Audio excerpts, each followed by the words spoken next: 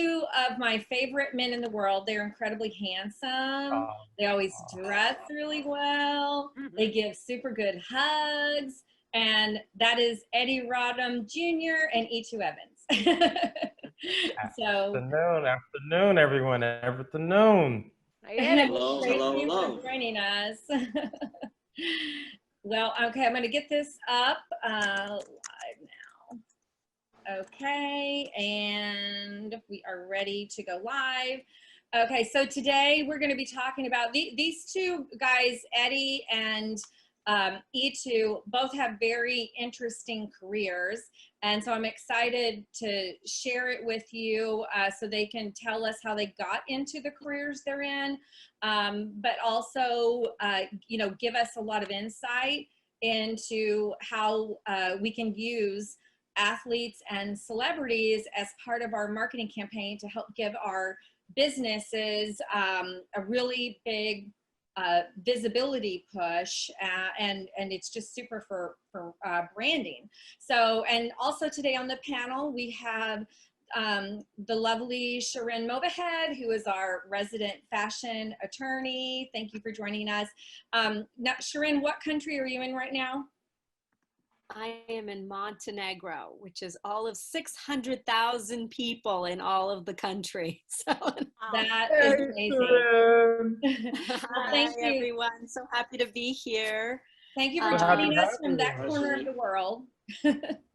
Yes, I wouldn't miss it for the world. And I'm so excited to have our male panelists on tonight, and today, should I say, it's tonight for me. So I appreciate you doing this in the evening. Yes, well, it's okay. It's Friday night, so good. But yeah, can't wait to hear more about it and share some more insight about working with celebrities and athletes, which I have done as well. So. Awesome. And we also have Kat Schuler, who just got back from, she's been bebopping all over the Northeast, and she just got back from Philadelphia, right? Right, the city of brotherly love. They invited me down. I'm doing a great project with the UN Sustainable Development Goals, and we're doing an album. So the sustainable goals will have an album. Each goal will have a song. So yeah, so I went down to see the World Town Sound System. They had a big festival on the roof of this new building, and everyone is so excited about what's happening with real estate in Philly. So there's new venues happening. I might do some things with the Philadelphia Fashion Incubator with this new space. So I'm excited. I mean, it's an hour away, you know, and I'm a Pennsylvania girl. I'm from Pittsburgh, so it felt really good. That's fly, awesome. Eagles, fly. Yeah. Yeah. They're just so great. This team of people are just, you know, they're all DJs and artists and creative people. And I feel like I really was getting my groove back there. I have missed it. This pandemic has really stolen so much of my, you know, joie de vivre. You know, it just, I met, you know, those great parties that you used to have, Etu. Oh my God. Don't worry, I have a few planned. Oh, good. It won't last forever. I'm planning. So excited to be there with people. You're on the list. Awesome. You too, Dee and Melissa, you have to come out next time. Yeah, yeah. Oh, they are such great parties. Gotcha. We're ready for sure. Grab our mask and let's go. Yeah. Let's do it. Yeah. So Dee, have you recovered a little bit from Times Square Fashion Week? A little bit. But you know, with me and my business, it's always one thing. Go. So it's not like you have time to rest, really. So I'm working on a couple projects. We have the Latinista magazine launch holiday issue coming up in December. We're having an event for that with a mask, which I'll get into detail. And then, of course, we're still getting press from Times Square Fashion Week. We're still getting links, so I'm just gathering everything to kind of send it out and wrap it up. But we have a lot of other things happening. There's too many to announce, so it's awesome. Good to be here. Awesome. Well, thank you girls so much for coming. And we so rarely get men on our panel, so it's nice to actually see Eddie and Etu on here representing the 15% of the fashion industry that are male. You got 2 E's.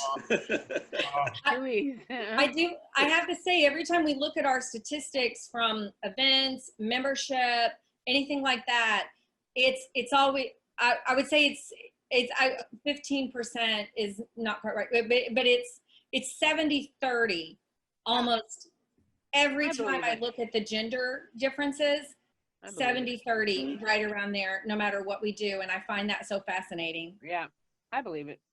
Yeah, so let's get started on this topic today, because I know everybody is really this is all something that everybody dreams of, is being able to get a celebrity or an athlete, someone who's famous, to really represent their brand and get that huge media push you might get with that. So I wanted to first talk to Eddie and Etu about their backgrounds and how they got to where they are.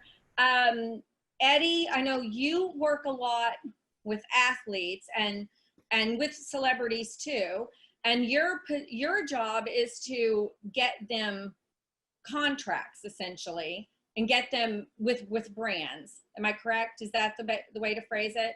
So we do public relations and brand management and consulting. So once we are hired, we create a PR strategy or brand strategy, but within that, we actually have our clients get opportunities to be partner with brands, or we are hired to, find talent for, opportunities, just like, internationally. Oh, do you have access to athletes? Like right now, a lot of companies are doing virtual. So people are, reaching out to us to book talent for NFL virtual experiences, with tailgating with fans. So sometimes we get hired just to book talent, as well as we create opportunities for our talent as well through our PR and brand management campaigns.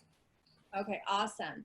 And then Etu is actually an accessories designer, and he's actually designed shoes and accessories for really famous people, for celebrities like Beyonce. And well, tell us about that, Etu. How did you, who are some of the big celebrities that you've worked for, and how did you get into that? Some of the celebrities include Beyonce, Tyra Banks, Halle Berry, Michael B. Jordan, Danny Glover.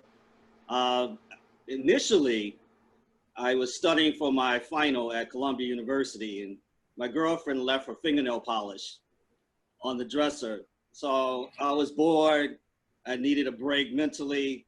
So I was sitting on the stoop, and I noticed that it was a rock. And so I took that rock from the stoop, painted it with the fingernail polish, and I said, oh, this will make a cool earring. And I showed it to a few people, and then I got booked to do a show at Saudi's for Ben Vereen off Broadway. And right after that, I got booked to do commissioned to do Iman's birthday jewelry as a gift. Wow. And from that, it picked up. I took an odd job. I needed money. I really wanted to do shoes, but I didn't have the money to buy the last at the time. So I was a little discouraged. So I kind of had to give myself a pep talk. They put me in an aisle from apparel to flowers. And I'm like, what am I doing in these fake flowers? And I noticed that they were throwing them away. So I asked, could I have them? And I put them on hats, and 2 publicists at a major fashion event in Manhattan started to fight over them. And that was like the official launch of my accessories. Very, very cool. That's amazing. That's very grassroots. That's exciting. That's the backstory. That is very cool. Well, Eddie, why do you think that, I know that you love working in fashion, you're a very fashionable guy, but you love combining fashion and athletes. So why do you think that partnership works so well? Well, for one, it's a lifestyle. If you exude a lifestyle as a gentleman, as a businessman, you should always look professional, stylish. You are your brand every time you interact, talk, meet, Zoom. Every time someone meets you, it's a lifestyle. But also, thank you to our parents who kind of, those of us are, went to church. You couldn't step into a church and not be dressed to the nines. So, you know, for some of us, it started with going to church first. You know, and look, everybody's laughing. Who can understand that? Look, when you went to church, you wore your Sunday's best. And then Sunday's best turned into your business best. Then your business best turned to your cocktail mixer. So those are some of the ways, you know, culturally we've all understood. But for fashion and sports, it always comes together because your parents always taught you, look, you dress good, you look good, you feel good. So it starts to matriculate when you become a professional, whether you're a celebrity, athlete, high-level executive. How do you want people to exude your brand when you meet them?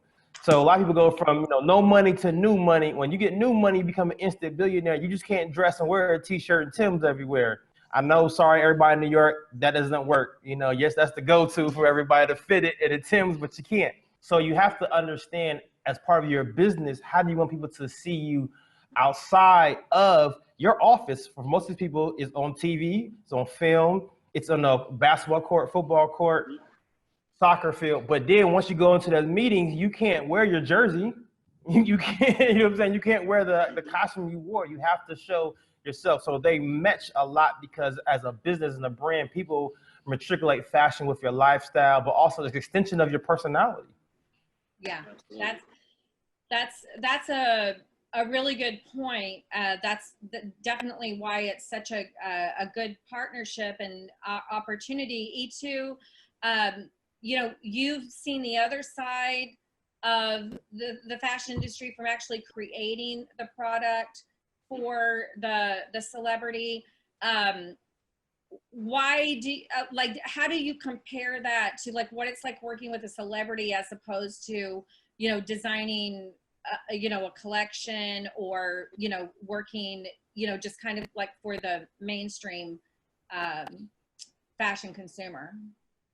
I would say when I'm designing collection for retail, which I'm in the process of doing now, but before I made everything by hand, so everything was bespoke.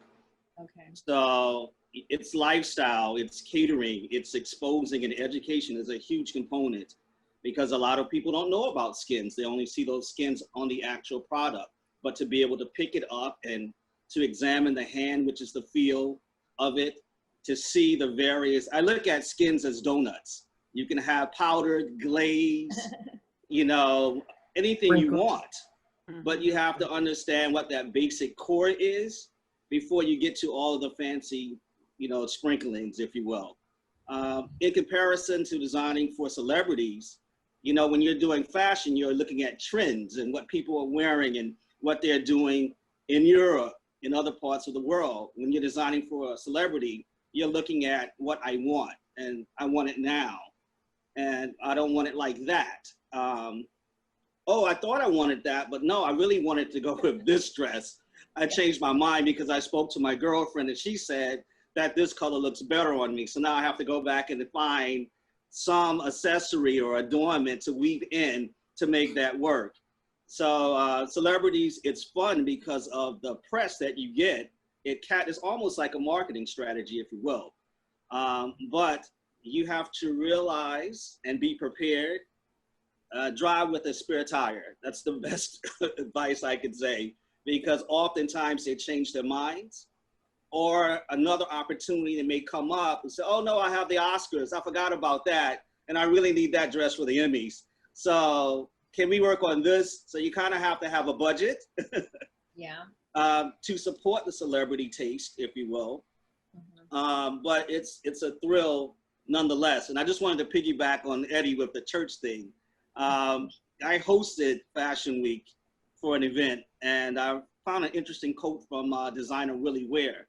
And he said, while other designers are going off to Paris to get inspiration, I just go to Abyssinian Baptist Church. That's great. With Andre Leon Talley. That's awesome.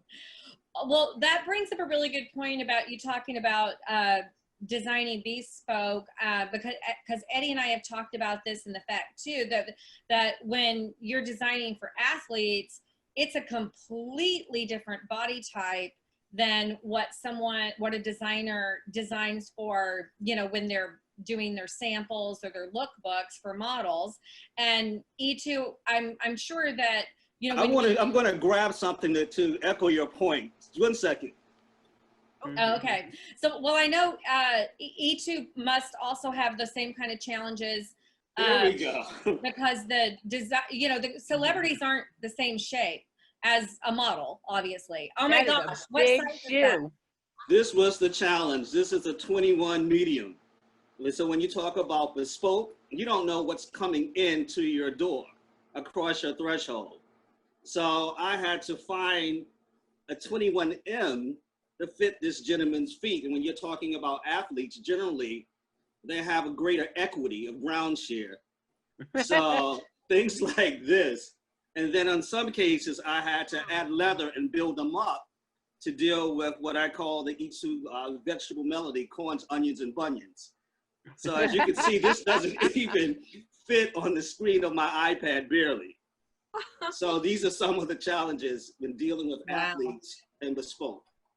That's amazing. I can confirm that. I've had clients with size 22, 18, 16, 15 size shoe. I wear 13 and I can't find shoes. So imagine, you know, 13, 14. So imagine these, you know, these gentlemen like that, but also with celebrities as well. You know, everybody wants to be innovative and different.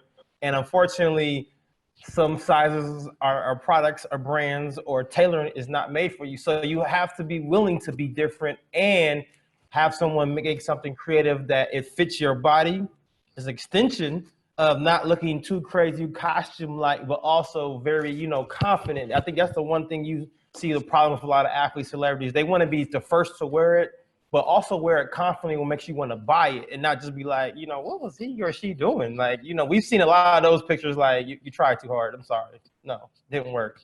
Yeah.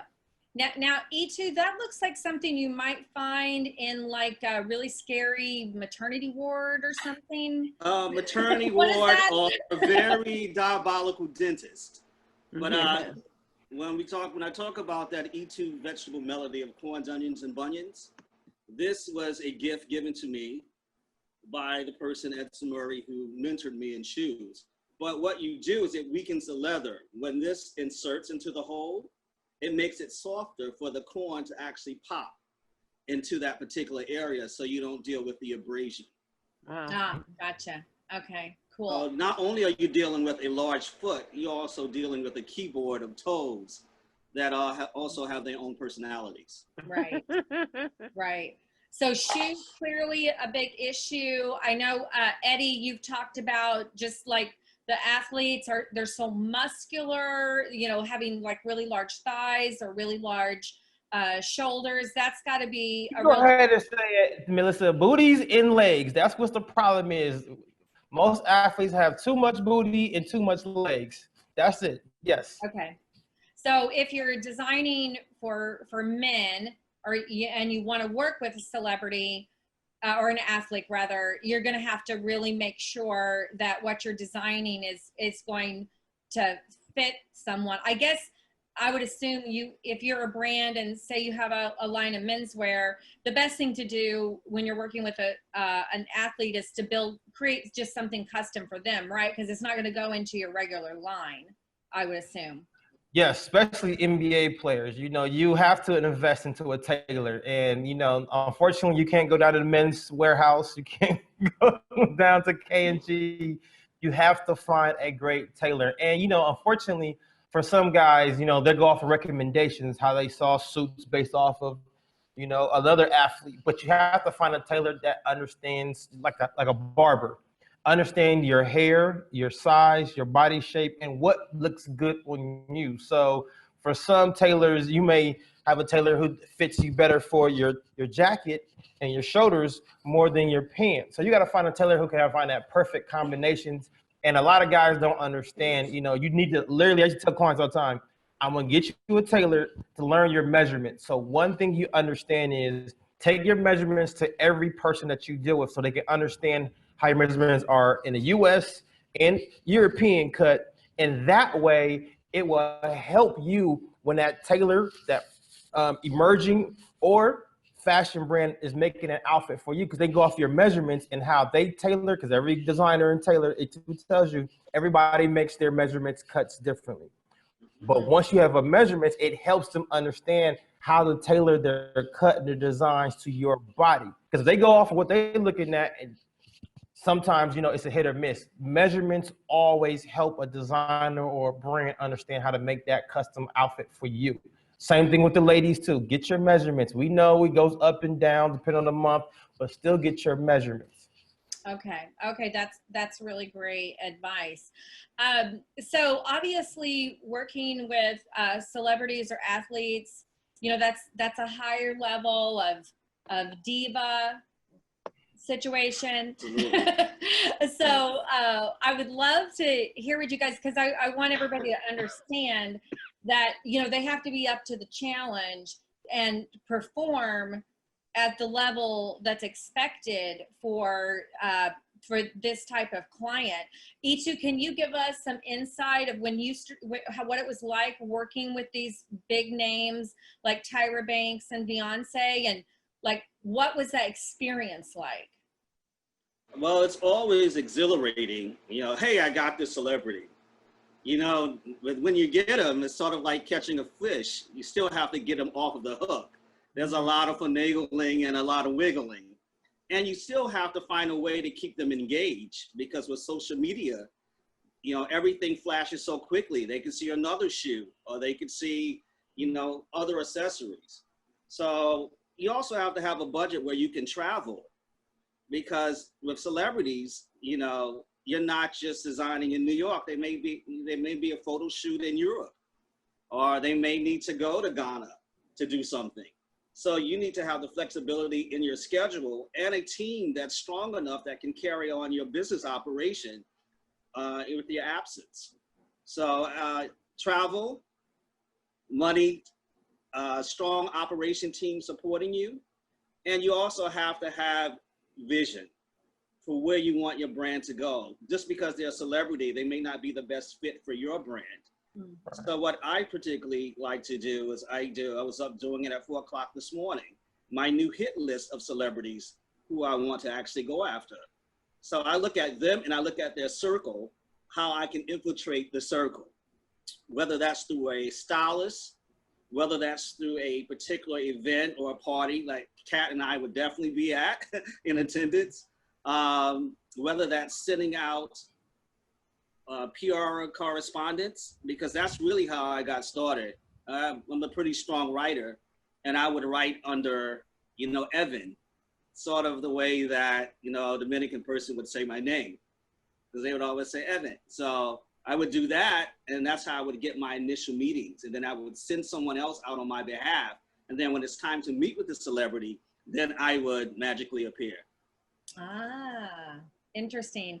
I love that concept of infiltration and finding the way in. Eddie, can you share from us, as someone who represents athletes, I'm sure they're inundated like all the time with, like, how does that process usually work? Like, obviously, you know, Etu has been working from getting on the radar of the celebrities and the athletes, but what does that look like from the inside when somebody has got on your radar?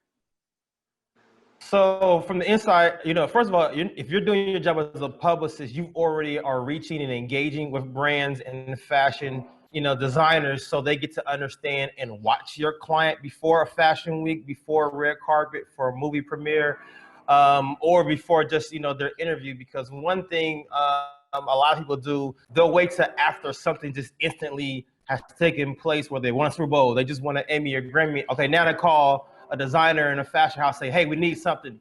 If you have your client, if you're working great for your client, you're engaging, let people know, this is who my client, watch their work, watch their reel, watch them on this Super Bowl, watch them on this TV show, on, you know, playoffs, or on this movie or film. So by the time you come back and they actually hear them win, they're like, oh yes, we have watched them, now we have something specifically designed for you. Because the hardest thing to do is when someone either is your client or someone calls you on behalf of their client for you to hire you and say, hey, they want to go to Fashion Week and they just want Super Bowl, can you get them into the fashion show and get them dressed? Or we just won an award, now can you go get them dressed? And ET will tell you, we can create miracles, and we have to sometimes, but it is the worst time and the hardest thing to happen, because you're calling favors. People are home, designing houses are closed. Sometimes, you know, transportation is key. Can you move A to B to C just to try? This is not everything to pick out. Can you get the designer on the phone, ship the product to there, or get a courier, car service, bring it? Now they got to try all this on. Hopefully it fits. Then got to try to get it onto the show. Oh, then you're doing customizations because it's not the right side. I mean, it's a process that people see on TV and they're like, oh, that looks so cute. If you knew what behind the scenes goes on for these celebrities and athletes to wear some product when it's last minute, is not preparation. It's almost like, you know, when you see some people for those, you know, Black Friday shopping sprees going crazy, it's kind of like that kind of crazy. Absolutely. So it sounds like from what Etu said too, it's a big investment for the designer to even get on the radar of the celebrity or athlete. Is there any chance here for the designer to make money, or is it simply the celebrity or athlete knows that, hey, your affiliation with me is your payment? I have a good story for that, actually. Okay. When they called me for Little Kim, she actually saw my cockatoo booth in a European editorial. So to Eddie's point, there were like 7 racks of clothes that probably, and Eddie or his cohorts worked all night, all month to prepare for this shoot that took 13 hours for Little Kim, who's not very tall. That's true. What ends up happening is she says, I only want to wear his boots. They're hot and I'm wearing this. So she had on a thong, a bomber jacket, and my boots, and knocked the rest of the clothes over. So a lot of the designers were angry because, you know, you work so hard. That could have been the difference between you eating a steak and an air biscuit. And it never even made the shoot. Just because you're designing for the celebrity doesn't mean it's going to be selected. So it's kind of a gamble in that respect. In terms of eating, well, that's a whole nother travel schedule. It depends. I know a lot of my classmates from FIT and Parsons, you know, they spent their last to try to get on the editorial for Vogue or Elle, or, you know, this product placement for a major award show, and their products weren't selected. So how do you remain creative when you don't have the energy to feed your body to do so? So it takes a lot of vision, it takes a lot of stamina, and a lot of self-belief to get to the place that you want to be. I personally made a decision because people would say, oh, Whoops. Sorry. I don't know what that was, but it said my battery low. That's okay. Oh, so let me piggyback on what Etu was saying. Yes, it's an investment, first of all. Just like anything in business, it's an investment. And with an investment, there is no guarantee ROI. So you have to understand just how you are designing your whole collection, and you want a celebrity or athlete or anybody of influence to wear or product place, design, interview, anything, promote it. It is an investment. Now, is it a guaranteed investment that will have a benefit right off the bat?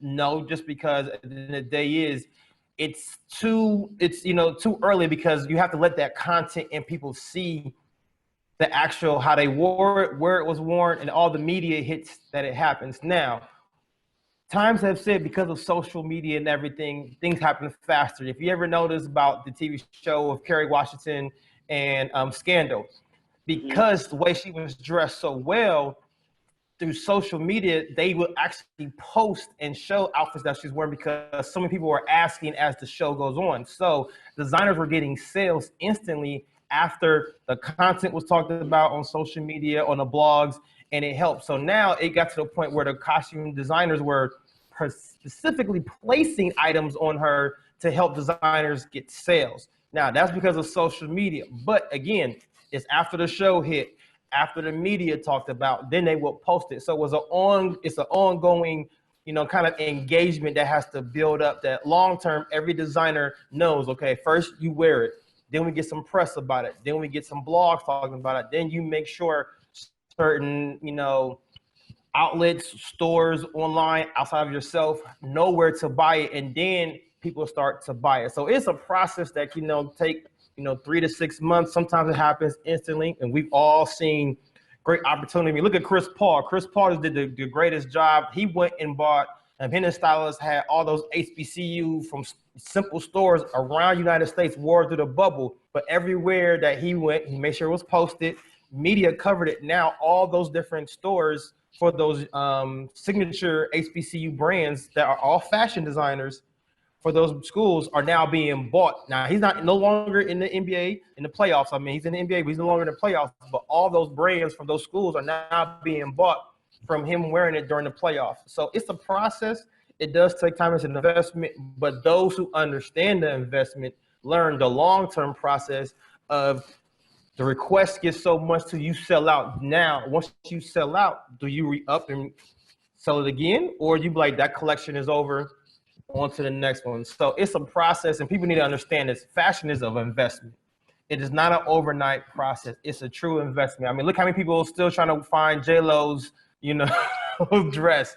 That was years in the making. People are still trying to make that and buy it. Now, once it's sold out, it was sold out, but it is an investment. And everyone who really understands fashion and puts an investment behind it understands the ROI is hit or miss, but results have shown if you take the time, preparation, engagement, marketing strategy, it works very well. And also that celebrity athlete wants to work with you so they can be an advocate to always promote your brand. So as you see now, a lot of them are becoming, you know, brand ambassadors, not because they want to be the model. They love the clothes that much. They want to be the first ones to wear it and showcase it. Awesome. So I know, like, everybody who makes gowns and stuff want to be, you know, they want the celebrity or the athletes to wear their gowns on the red carpet. And so do you just submit, do you just, like, say if you wanted to, you know, if you wanted Beyonce to wear something of yours, do you just mail it to her, Etu, or do you first find the stylist or the PR company? Like, how do you make that first, if you're not on their radar already? What's the formal process for getting them to consider your design? I would say education is important. You have to know what's going on in fashion. It's a business, it's trendy. And just like the sky, stars light up every night. You have to find out who's hot. These celebrities, they switch stylists. So you kind of have to keep up and see who's dressing who. I just reached out to Jason in LA because I know he does a lot of these celebrities that I'm interested in working with. So I did jewelry, which is my turnkey. I did it in the beginning of my career. But I can't go back to Italy now because of the travel ban to check on my shoes. So I'm working with the factories. But in the meantime, I'm using those accessories and identifying celebrities who will wear them in Ghana, in Europe, as well as the US. And to Eddie's point, or should I say from a designer point of view, it's a little different because it's like it's your baby. So, you know, there's a great emotion attached to this thing that you birthed, that you think is going to be this great thing and receive with the world. And then sometimes dealing with that rejection, I've seen people who just crack and didn't want to go on, or because social media moves so fast, you get a scathing review of your work. You thought it was great, but the social blogosphere did not. But it's a little different when you're a designer because you have to put that money into it coupled with the emotion. So what I would do, a lot of my colleagues, they would give their designs away. I looked at what I do as creating, in terms of marketing, scarcity. I didn't want everybody to have my things because I realized that they would drive my value higher. So I would have private events. I would hire a violinist. I would hire someone to play the piano. I would have 50 white candles. I would have food catered. just for one person. And I would have celebrities to come to my Wow. place at 3 and 4 in the morning, depending on where they're coming from. And I would provide the Etu Evans experience with a foot massage. So they have magazines, I have the skins, I have last. If you don't know what a last is, hopefully I won't disconnect this time, but here is the last, which is the actual mold for the shoe, which is very important. And a lot of times people talk about price point, where with shoes, when you talk about size, Eddie talked about buttocks and thighs. But when in the world of shoes, it really comes down to the last, because in China and Europe, the foot is smaller. And when you look at places for production, like Africa and Brazil, the foot is wider. So a lot of your shoe issues are not necessarily based upon the height of the heel, but upon the width and the construction of the country that the last is actually made in. Very, very interesting. Well, so as you notice, Eddie has made a wardrobe change, and that's because he's debuting for us a vest that he has designed. And is this his first item of clothing that you've designed, or is this like Yes. a pattern that you've been working on? Well, you know, everybody laughs at me, even it too. I'm a lifestyle, I'm a fashion lifestyle, I'm a brand. So one thing for men is all about accessories. So a great accessory for men in business is the vest. So we have created a vest line to where you can create any custom style vest, like either one I'm wearing, I have another one we have made, or you can customize it to be the Melissa Shea vest. It's all about your personality and your detailing. So we made it to where you can customize and take your own, or you can, you know, follow the ones we already have made. But we like to make it based off your personality and something that is instinctive for you to use. So like in a conversation piece, you see the vest, oh, what is that? It opens the door for you to talk about the vest, but also then go into what you would do for business, for your work, and what your strategy is working on.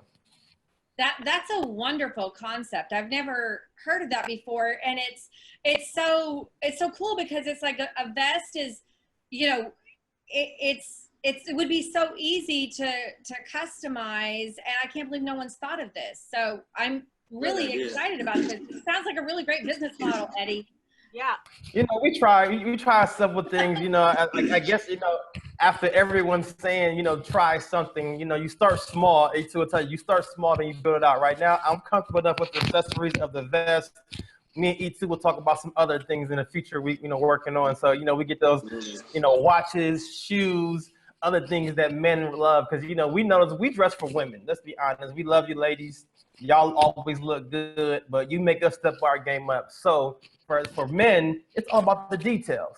That's it. It's the small details y'all notice. Y'all look at our details too much. So when it gets about the big feet, brothers with big feet, you know, sorry, Awesome. shoes out here for us. So we'd be like, look, go make a shoe for us if you want our feet to look better. Because, you know, after a size 11 or 12, there's not much out there in the market. Can you stand up just a little bit so we can see the rest of the vest? Yes. You see the vest right here. Yes. Oh my gosh. Nice. That's amazing. Yes. So, you know, I'm trying to be like Etu. I'm trying to have my own experience. You got it, you know, brother. Stay with your swag. I'm working with him, not against him. So we're not a competition. We just working together. So we can Actually, I think you guys have a lot of synergy here. I think. Oh, yes, we do. Yes. You guys can we do. work on. We something talk together. often. So Etu, you brought some things to show us that you've designed. Show us some of your accessories and tell us the backstory on them. Well, I had to run and grab something after you told me Eddie was debuting a vest. So I'm Etu Evans, I'm a self-confessed heel chaser. So this is one of my suede boots. Can you see that? That's beautiful. Okay. Cocoa bottoms are better. Let's step into royalty. What kind of? And they have my Greyhound embossed on the bottom, name and the country, Italy. Love it. Here's a custom dyed python duffel. Oh, signature Oh my hardware gosh. and That's tassel. beautiful. Thank you. love Here's something that can go with Eddie's vest. a nice brogue for men in suede. Beautiful. Wow. Yes, suede is great. Suede is good. For those who like a little glam, A little pop of color. pop of color. That's Catherine right there. That's Catherine's type. I think Catherine can rock I that one. agree. No one I can agree. take a picture I like got to Cat. just Just let stand me at the say. party shoes. Catherine And in this Philadelphia is with something the I'm working purple on. bottom. Right? The, Yeah. Going through the debris and the rubble. Oh, that's This amazing. is my daily news clutch. Oh, And nice. up towel. Wow. Because of the size of it. And then I just bought something that I debuted for Fashion Week. This is a coral necklace. Oh, beautiful. Oh, nice. This is one in turquoise. Oh, Can you see that? yeah. It's a little. And then this one is amethyst and silver. Oh, I love that. Amazing. So, ladies, So, get it now because 2021, that collection is going to be gone. So don't be asking. And So, oh, what happened? No. No, I gotta Get get it. and this is it. my favorite one. Let's get it to stay still here. Let me turn it around. But it's sort of my crescent. Can you see that? Oh, there you go. Yeah, that is nice. Oh, Gorgeous. that's great. Little, Yeah. it's a big charm. That is Yes. amazing. You got to have some swag with that one. Absolutely. Well, let's open it up to our panelists. Dee, I know you've got a lot that you want to share about this. Tell us what your questions are for Etu and Eddie, and you being in PR, I obviously work with celebrities and athletes, I'm sure, in the past. Yeah, as an editor in the past, there's different ways you could work with designers, but I love the points that Eddie and Etu made. I think one key thing that I would also recommend is for any new upcoming designer or any other designers, and I know people know this, but making sure relationships are very key in this industry. Building them, maintaining them is very key. Making sure you have relationships with celebrity stylists, making sure you are always looking at who is the next celebrity, because there's those upcoming celebrities that maybe are doing Netflix, are doing Hulu, but maybe they haven't gotten there yet. But trust me, if you start with them from the beginning and they win an Oscar, they win an Emmy, boom, you have somebody that you could dress for a while. So you always got to look at who is the next J-Lo, who is the next Little Kim, who is the next person that you got to watch out for. That you got to look at videos, you got to look at stuff that's upcoming, and you have to have those spidey senses where it tells you, you know what, that girl's going to be the next one, and then you style her because she's more accessible than a J-Lo, than a Little Kim. So you got to look at that. You got to look at Instagram. You got to look at the next Instagram, wow person. Like, all those people need stylists, need to be dressed for events.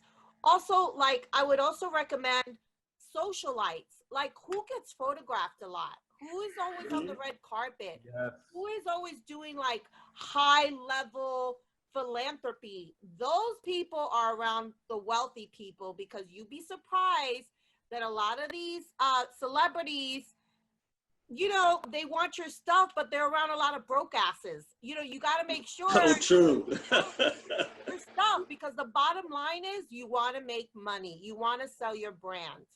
So, Well, to Dee's point, that's why we got to merge the two. Last time I was in New York, when we was actually able to do events, we had a private gifting suite. My friend just actually posted on social media at a private penthouse. So we had the wealthy and the athlete and the corporate all together. OK Magazine came out. We had Louis the 13th. And when I say, every time someone walked in, people were trying to buy the products, buy the clothes, talk to the athletes. And it got to the point where, because it was in a nice penthouse, the wealthy, the athlete, and the corporate were all able to merge together for a great evening, to the point where everyone got to, get business, get product, work together, network, and have a good time. And, those are the kind of experiences you have to create. Like Etu said, you have to create the experience to where you have the wealthy, the socialite, the athlete, and the celebrity, because the athletes and celebrities are still learning. People think like they walk in with money and they understand. They're still learning. I know to Catherine's, Philadelphia, I did a private event with my Eagles client, and we had it at Saks Fifth Avenue. We shut the whole thing down, had a private event, and a young man who's now on TV, his name is Emmanuel Acho. He's on ESPN now. He has his own book with Oprah called Uncomfortable Conversations with a Black Man. He was a young player there. He came there as one of the athletes to participate in the event we called the Style Games. He came in there, was like, okay, I need to get a stylist. I need to know how to dress. Now when you see him on TV, he dresses better because he got to see his teammates and everybody from that event dress. Right. And he's like, okay, I want to step it up. So now he started asking questions, and slowly as his career progressed, he started increasing his fashion. So sometimes, like you said, it's the teammate, it's the actress on the set, it's somebody within the team, the crew, the set, the characters may not be the main one, but it's always someone else watching and learning, also asking questions. So as Dee and Etu say, never turn anyone down, because you never know who the next celebrity, who the next big person is, or they just become a fashion influencer based off their, their style. Right. Sometimes they may not ever be as famous as we want them to be, but their fashion sense is Sierra-like, Yeah. I just want to say, Dee, that's an excellent point about philanthropy that a lot of people actually omit. I actually use my foundation, Solesville, to get those socialites and celebrities in the room. And that's my big web. Actually, I'm planning just pre-COVID a major masquerade gala to do just that.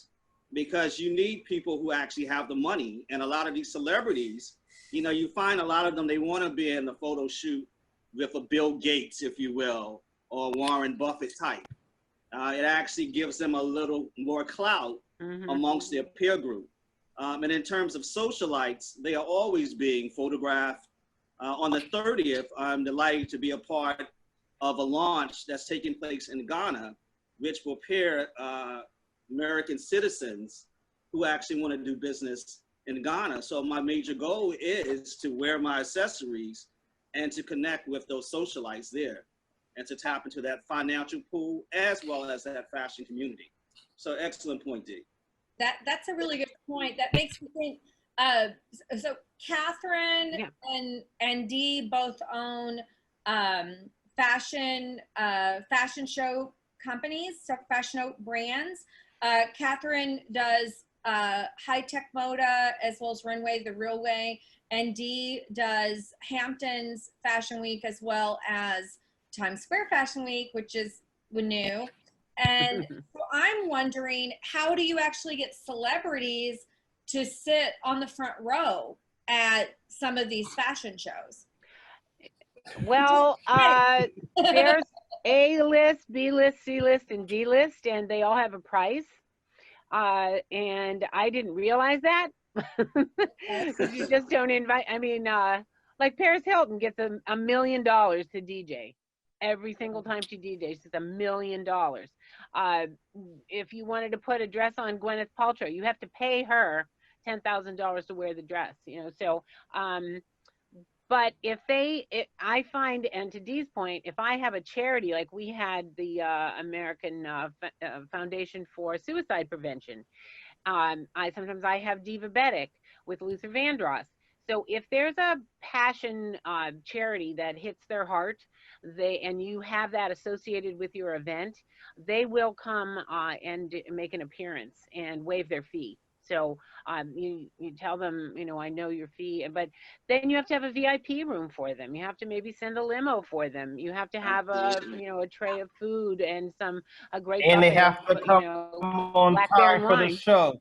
Yep. That's the other thing. That part. They have to come on time for the show. But to everybody's point, the celebrities, even though they want to get paid, you have to. I've learned, this is my experience. You have a client, let them know, respect the fashion industry more, and they won't mind paying you. If you walk in as a celebrity and demand to be paid, and you haven't earned the respect of the fashionistas behind the scenes, the designers, the reporters, and also let them know you respect their work, because fashion don't play. Like, they don't care who you are, what your name is.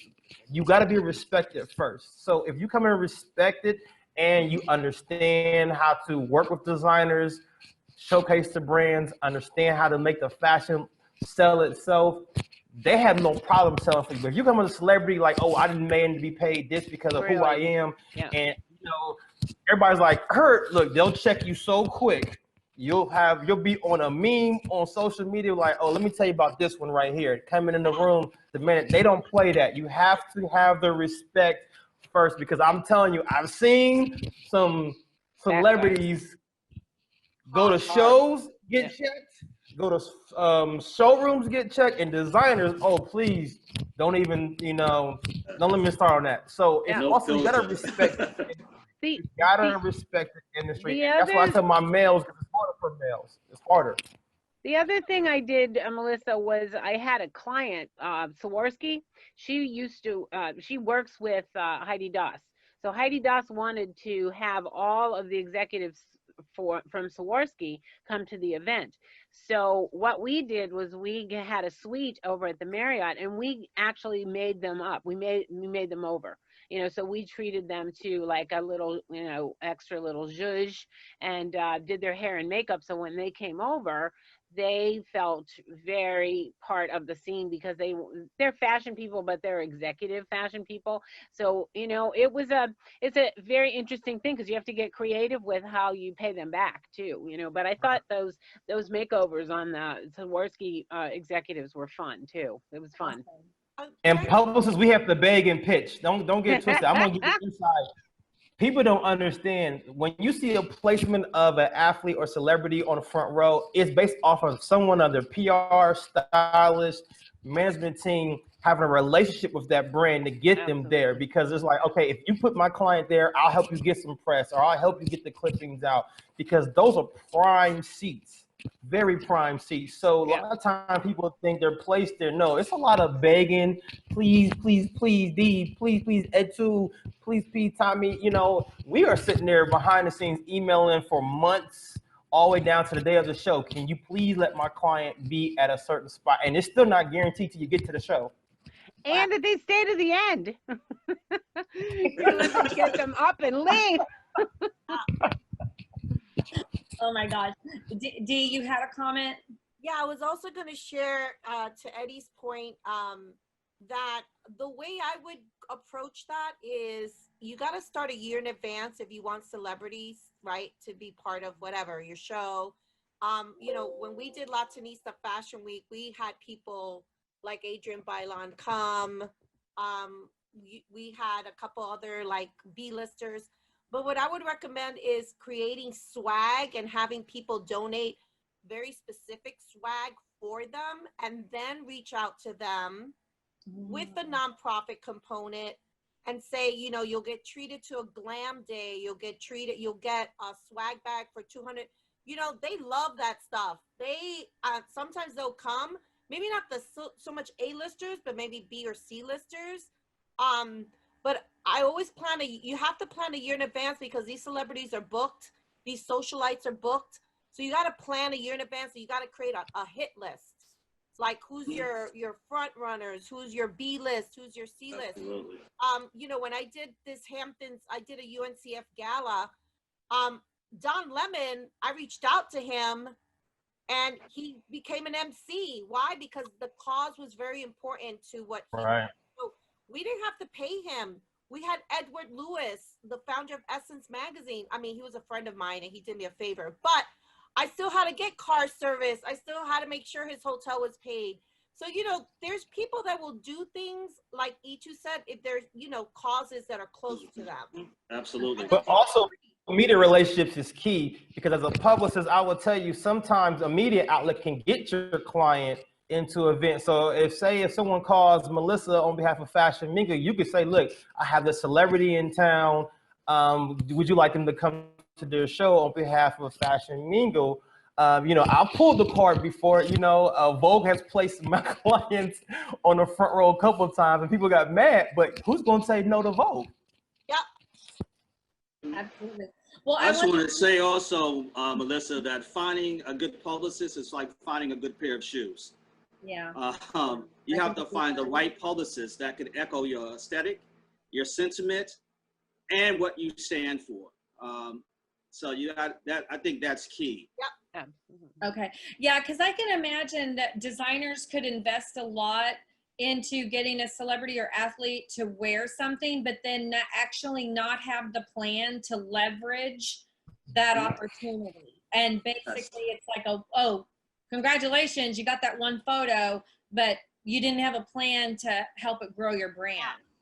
Oh, it happens all the time. And that's why you see, we'll go back to our previous masterminds, why some designers steal ideas, because they'll see an idea of a design on a celebrity that brand did not maximize. So they're kind of change the detailing a little bit, rebrand it underneath their own fashion, and then put it out there and put it on a celebrity like this is ours. Like, wait a minute, we saw it before, but because they didn't push it out and brand it and get the awareness, somebody repurposed it, and now you got a whole new collection like it's brand new because now this celebrity is wearing it. And then you get certain outlets, who will call it out, who wore it best, because we saw it on this person versus that person, but that brand didn't maximize its strategy best. Gotcha. So Sharon, I want to bring you in because as an attorney, you've had to deal with, I'm sure, a lot of contracts between brands and celebrities or athletes. Can you give us an understanding of how that should work? Yes, definitely. I've had my share and I'm still going through it right now. It's a very careful, all of these contracts obviously get, designed for the specific talent or celebrity that the brand wants to work with, and there's always going to be modifications for that celebrity. As Eddie and Etu mentioned, they will want certain additional swag or treatment or whatnot, but the key is making sure that once you get all these things in the contract that, okay, they've agreed to, for example, I'm working on a major campaign for a big brand, and it's going to be coming out soon. So I can't say anything about it until it does.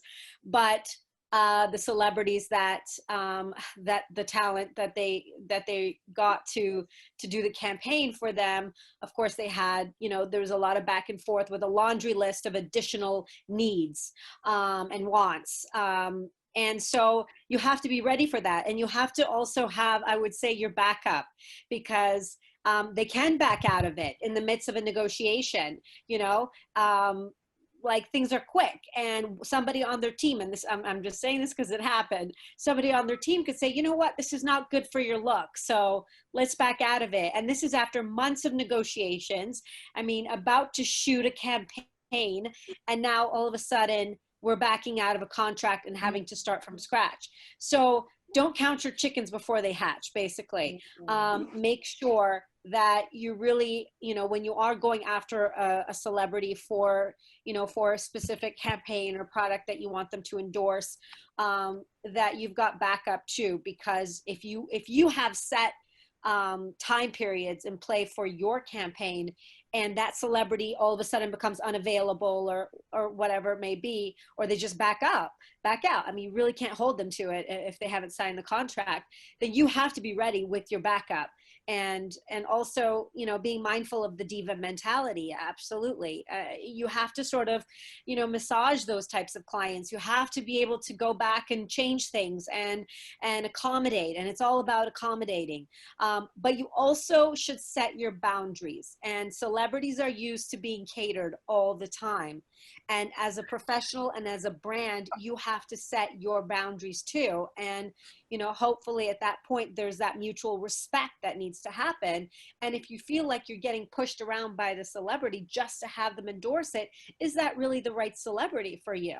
That might not be what you want, who you want to connect with at the end. So, there's a lot of things that need to happen, but definitely be ready for your backups, because when you are, working on agreements with celebrities for endorsing products, be very specific and make sure, how many social media posts, all these things need to be detailed in the contract, because if it's not there, it's not going to happen. They'll take the money. And, if you didn't specify what it is that they needed to do with your product, then they're not going to necessarily help you with that. And again, just be ready for the backup. And I would just say, you know, as everyone has said, you really want to think about your brand and who it is that would really align with it. It's all about alignment. If it doesn't make sense for your brand to be aligned, just because that celebrity is popular doesn't necessarily mean that's the look that your brand wants to go for, or the, you know, the market audience, you know. So think about that. But, you know, and making sure that you get it in writing, and until it is signed, don't think, you know, that it's a done deal, because, and even when it is signed, sometimes it has to change too. Check clears the mail. And that happens. Don't make any announcements. Exactly. Yeah, a lot of amendments need to happen too. And catering, you know, travel expenses need to be covered. There's a huge budget that needs to go into having a celebrity endorsement. And as everyone, like you know, has already mentioned, equivalent to being in New York Fashion Week. I mean, all of these costs grow up really quick. It just depends. It just depends. Because as Sharon said, you know, there's two different instances. Like, I had a buddy of mine from Toronto. His country over in India was launching a fashion designer, and they wanted celebrities and athletes to come over there. Now, this is right before the pandemic. And they wanted the security. They wanted, you know, in a villa, and they was like, give us, you know, everybody's price point for influencer, athlete, celebrity. And the first thing most celebrities ask me, forget the money, I want security. I want to make sure how many military going to be, where's the villa? And it got to the point where, you know, he was like, the list is getting a little long, but I'm like, this is what you wanted. So unfortunately, you know, you got to understand, when you ask for it, if you don't give all the points to a celebrity that you're offering, don't ask and request, oh, what do you want? Because this list is going to, it's not even a list they want. They're going to just test you. Okay, this is my rider. This is what I'm going to ask for. Let me see what you're willing to give. And it's also kind of like a disrespect, because like, you didn't come prepared, so I'm going to just throw the book at you. But then from the other aspect, I've had an athlete where the league was launching their fashion, you know, brands. And so he was the spokesman. They flew me and him in to speak on behalf of the league to launch a fashion brand with the league. So they were trying to get more fashion brands to endorse the league. So as she said, depending on, you know, the player, he was engaging. We had built his brand. So on behalf of all the NFL players, we're in New York with, I can say the brand, I can't say who, you know what, but it was Hugo Boss in the league. And we're sitting there with Hugo Boss, one of the top, you know, distributors, the department stores, and the league, pitching on behalf of the league to try to get them into the fashion. And then also that led into them starting their own, the NFL. If y'all ever notice, the NFL has their own fashion t-shirts and hats and everything. That started from that conversation in that meeting. Wow. So sometimes you don't even know how your client or what you're doing can actually help in, you know, change the league, because, you know, once they launched, we got that deal with that fashion brand, and they brought him into New York. We did the launching. It was him and Victor Cruz, you know, were two of the players at the launching of Macy's to launch the NFL fashion t-shirts or whatever we want to call them now. Yeah. But those are the things behind the scenes that she says with contracts. Man, look, contracts, negotiation, everything. It's a lot people don't see that goes on behind the scenes just to get to a point. And he wasn't even, you know, the face of the campaign, but he was the player paid and used to help create the campaign. So you never know what instances and opportunities are coming for you to be used. Like sometimes everybody's like, I just want to be the model. Well, sometimes you won't be the face or the ambassador, but you can be used to help create the campaign and the opportunity for whoever they use for that national campaign too. I just want to piggyback on to Sharon's point. Not all celebrities are nice people. I just want to put that out from the designer perspective. And sometimes what you see projected is merely an image that needs to be supported by the spine of a Sharon, a strong lawyer, because it's very different when you're meeting with them one-on-one and dealing with them. You know, I'm a behavioral therapist by trade. So the mood swings are definitely real. So from a designer perspective, you have to be determined, but you cannot be desperate. Dee spoke about philanthropy and socialites. And as I was listening to Sharon and Dee, my mind kind of reminded, I had a flashback. And I thought about when I was flown private plane over to Europe. And she says to me, well, you know, we hired you for this, but you're really smart, but I really like your style. So I want you to go to Chanel and to dress me for this particular event.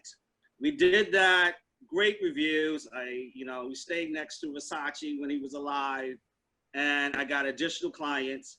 However, when we went to the beach the following day, a severe mood swing, and she started screaming and yelling at me.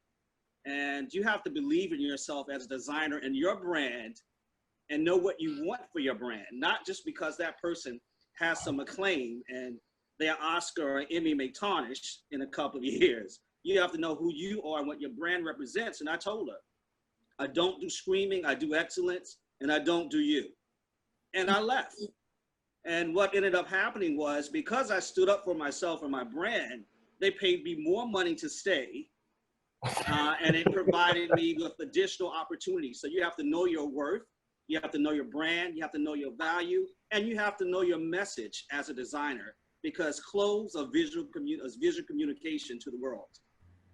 But Etu, all fashion designers are not nice either, though. All fashion designers are not nice like you. Let's get that. We have pincushion for. Look, all fashion designers are not nice either. Celebrities and fashion designers are both divas. So tell us about that side of it, because I hadn't really thought about that the designer might be difficult to work with. Man, look, I'm gonna let some ladies. Okay. Eddie, you open up a can of worms. So man, look. That's where the relationships come in. Exactly. Fashion designers are celebrities in their own right, not just because of they're designers, but they are but like the word diva should be a fashion designer or model or whatever in there. I mean, if you met any high-end fashion model, high-end fashion designer, they are celebrities and divas in their own right, and some of them rightly so. But because of now social media, everyone feels like I'm a diva, I'm this and I'm that, and you have to understand your body of work has to prove it first. So even if you're a fashion designer, I get respect who your body of work is, who you are, but understand when we walk in, if they come in with respect, reciprocate it. Now, some of them just want to test you just to see how you're going to act, and it's a show. They're literally putting on the show while you're in the showroom, while they're styling you, while they're designing you. Etu can go on D. Everyone's seen a show where it's to the point where it's like, is this really this person?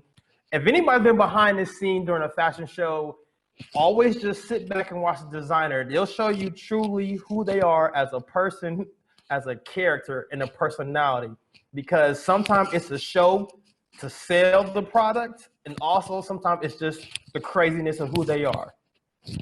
Take it for a grain of salt. The third verb would be stress. It's also stress makes people act out. It does, but pressure busts the pipe and creates diamonds. Pressure creates diamonds. Some people cannot rise to the top and do pressure. If you're in the fashion industry, you're always going to have pressure. That is what fashion is about. Create something in a timely manner and make it to the point where anybody can wear it, buy it, and sell it online so everybody can get it, or at a boutique or department store. So when you understand that you're going to a pressure situation, how are you going to rise? You're going to treat everyone. That's just life and business, celebrity or fashion designer. How you treat everyone is how you treat anyone. That's fantastic. Well, I tell you what, you guys have just given us such a wealth of information. This is not a topic we've gotten into all year, and so I really thank you, because I think people are so curious about this part of the industry and don't understand it, and you've just shown a huge bright light on it. And I want to before we sign off, I do want to talk to Etu about his charity with Solesville, and also Eddie. It's the week to celebrate historically Black colleges, and I know you've been involved in that. So tell us what's going on, what we need to know. Etu first. Okay, Etu, you want to talk about Solesville, because you were planning something for November, right? Or absolutely. Okay. What's going on? I've just been determined not to let COVID kill my dream. Good. And the dream I have to help people by saving souls one step at a time. Solesville is a foundation that specializes in global shoe drives, art therapy, We do an initiative called Shoebox Santa. And we are also advocates against sexual abuse, violence, and sex trafficking. So I like to describe it, if you will, as a sex and soul foundation with that mission of saving souls one step at a time and connecting footprints around the world. So I just created the first summit for Harlem World Magazine, where I'm the creative director. So we have an exciting summit coming up, November 19th through the 20th. And Solesville is doing a drive to benefit those who are in, because if you're in New York, you know the homeless situation is just out of control, adults and youth. So we are going to do some care bags and gently used shoes for those people who've been impacted economically. I created Solesville when I was a grad student at Columbia. And I would go around and collect shoes, and I would actually repair them with my team in my shoe repair shop. So we've been existing since '94, still going strong. If you want to partner with us to do something, we would love to do so. One of the things that we would do to get those celebrities that Dee mentioned is I would do a sold out art exhibition. So we would get sustainable materials where something like Cat's Heart is, and we would get inner city youth. And they would be given sustainable materials like shoe boxes, and they would make instruments out of them. And it was an exhibition combined with shoes that they would actually paint. And then people would come out, they would purchase them. We would have live musical performances, and we would have that event catered as well. And it was very successful. Like Essence sponsored it one year. So that's one of the things that I was planning pre-COVID. Now I'm trying to see how I could do that combined with a fashion show in Ghana as well as in the US. That's amazing. That's such a great charity, and it's just so now needed more than ever for us to be a part of things like that. So Eddie, tell us about Historical Black Colleges Week. So a lot of people don't know, some of our biggest people in life, business, fashion, TV, film, went to HBCU. Spike Lee, Samuel L. Jackson, Martin Luther King, Chad Boseman. I can go on and on, Felicia Rashad. And so this week is HBCU Week, and hbcuweek.org is an organization that was, launched to help everyone, support HBCUs, raise money and funds. Stephen A. Smith on ESPN, he's a big HBCU supporter. I went to Morehouse College, AUC. So, please go to support hbcuweek.org, support all the initiatives, all the causes, just raising money to give back to let everyone know education is big. And, a lot of people behind the scenes of all these great artists, athletes, entertainers, designers all went to HBCU. So a lot of times people don't know that, but, some of the small Black colleges are some of the most people who are, helping create the biggest creativity across the world. Awesome. That's amazing. Yeah. Well, thank you for sharing that. And I guess we lost Etu. But we love okay, you. I'll take it all by myself. I'll hold it down for us. He had some shoes to deliver. yeah, maybe that's what it was. But no, we appreciate everybody for joining us today for this. You can connect directly with any of our panelists through the Fashion Mingle chat system. So, just log on and send them a message. And then I know Eddie also put his email address and in the chat box, and also his Instagram. So be sure and follow everybody on Instagram, and everybody have a great weekend. Thank you so much for such a wonderful panel. Bye, everyone. Bye, guys. Bye. Thank you.